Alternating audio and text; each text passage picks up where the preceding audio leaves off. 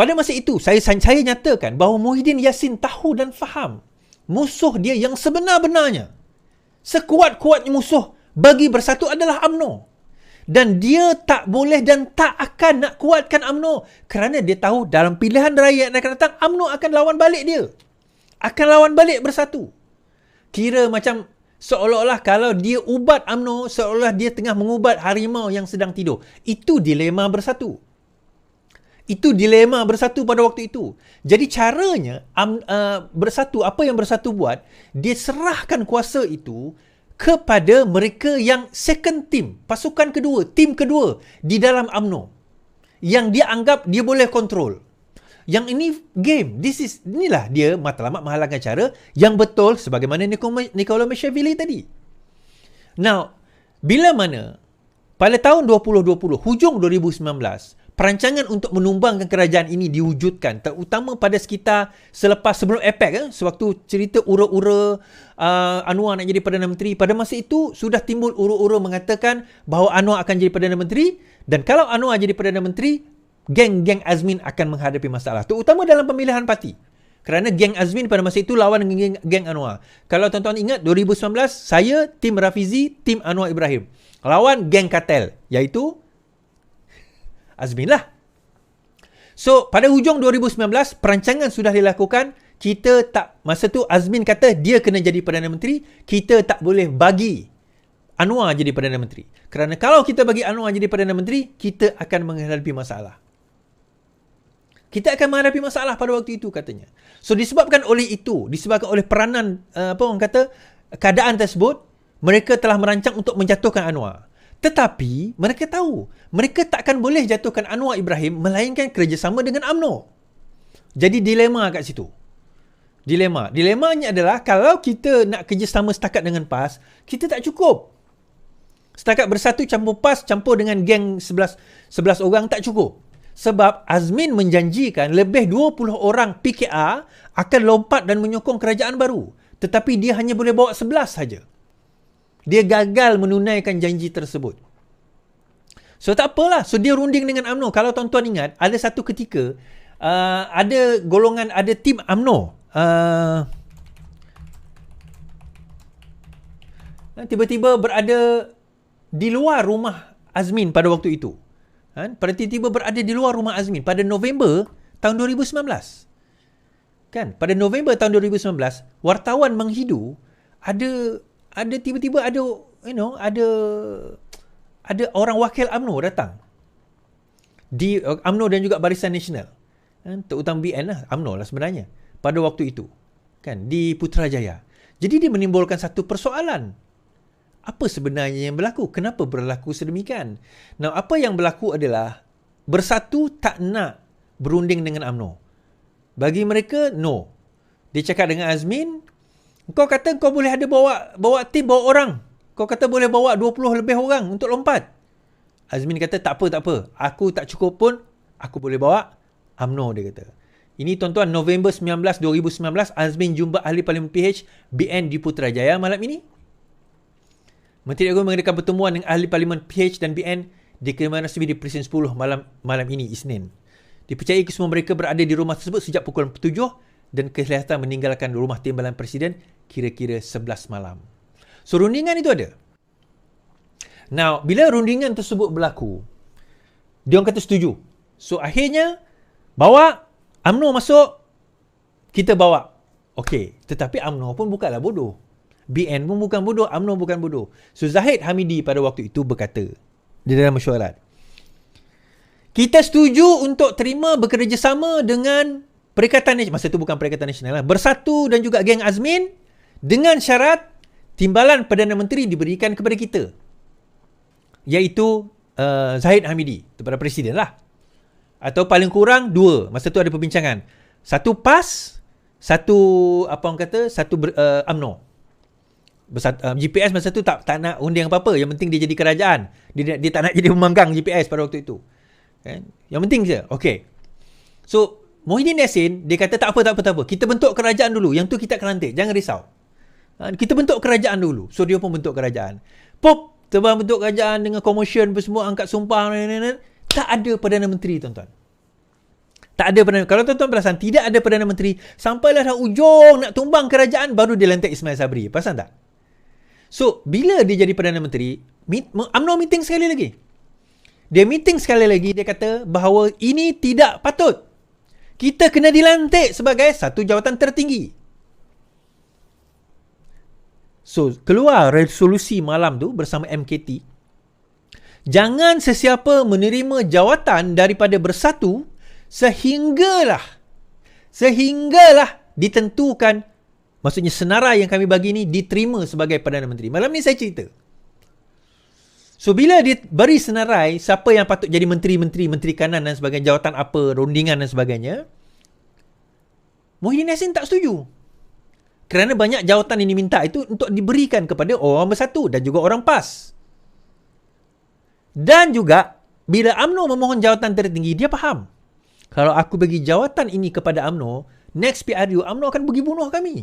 Buat apa kami nak bagi jawatan kepada dia orang? Nak bagi dana kepada dia orang? So, dia bermain. So, dia tawarkan jawatan kepada tim B UMNO. So, yang dapat jawatan Hishamuddin Tun Hussein, KJ, Adham Baba dan juga beberapa orang yang lain, termasuk Azalina dan sebagainya. Mereka mendapat jawatan-jawatan menteri. Dan ini mendapat satu, orang kata apa, tentangan hebat daripada UMNO. Dan itu antara sebab kenapa Anwar Musa dipecat sebagai masa itu setiausaha dan digantikan dengan Ahmad Maslan. Kerana dia antara yang menerima jawatan pada waktu itu. So, dia terima jawatan, so dia pun dipecat dan sebagainya. Bukan dipecat, digugurkan jawatan dia. Dia tak dipecat pada UMNO, tapi digugurkan jawatan. So, yang tak dengar ni mula terima jawatan dan sebagainya, bomba-bomba, terima sebagainya. Okey, diorang pun bermula. Settle lah. Ketidakpuasan hati UMNO ni masih lagi membara tuan, tapi diorang sabar. Diorang sabar, diorang tahan, diorang sabar, diorang tahan, diorang sabar, diorang tahan. Saya duk jack. Saya tahu cerita ni. Saya tahu peristiwa ni. Dan saya tahu juga di belakang UMNO yang tim A ni, Zaid Amidi ni, berunding supaya berlakunya pertukaran kerajaan.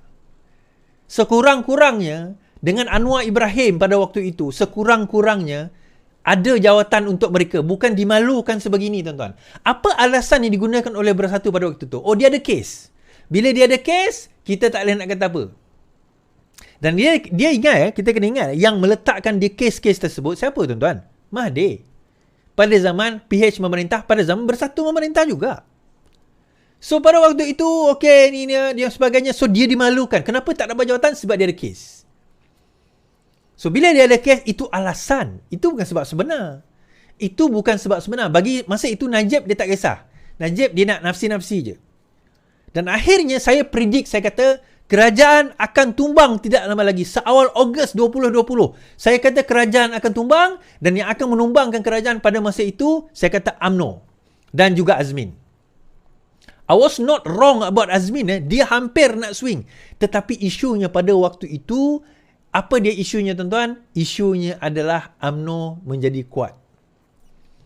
Bukanlah kuat sangat, tapi kuat lah. So, benda itu dapat dihidup oleh saya dan juga oleh Bersatu. Immediately, pada waktu itu, kalau tuan-tuan ingat Ismail Sabri.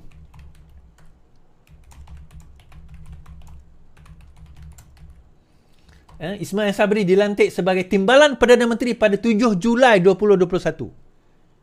Dan akhirnya menjadi Perdana Menteri pada beberapa bulan lepas tu. Menjadi Perdana Menteri pada Ogos 2020. Sebulan. Pada 7 Julai, beliau dilantik menjadi Timbalan Perdana Menteri. 20 Ogos 2021, beliau dilantik menjadi Perdana Menteri. Kenapa tiba-tiba dia jadi Timbalan Perdana Menteri? Kita kena faham satu perkara. Kan saya kata dalam live saya pada waktu itu, Bersatu tahu dia orang dah jatuh dah.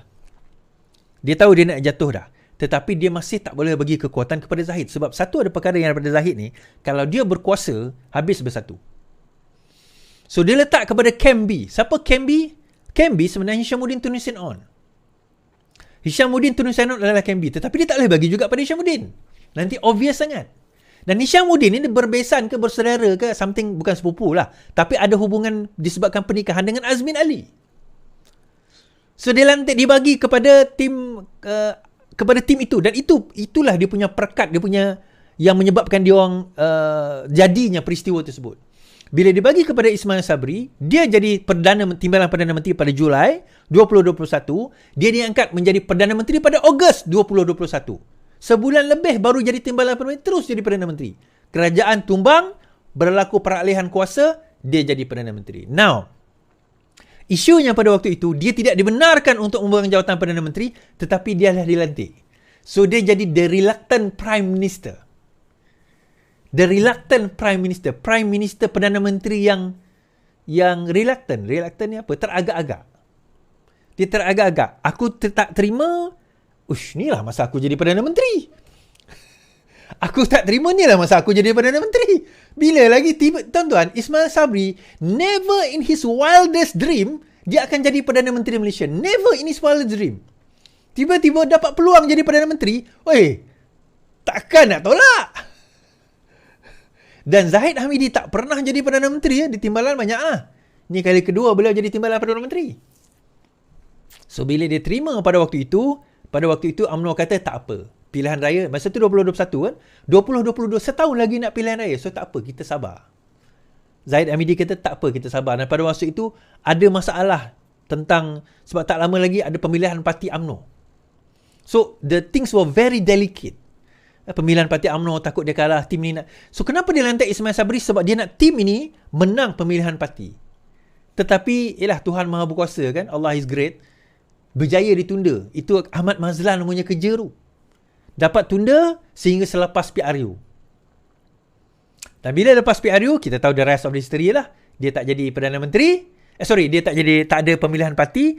Pemilihan parti tidak melibatkan presiden, maka dia kekal jadi presiden.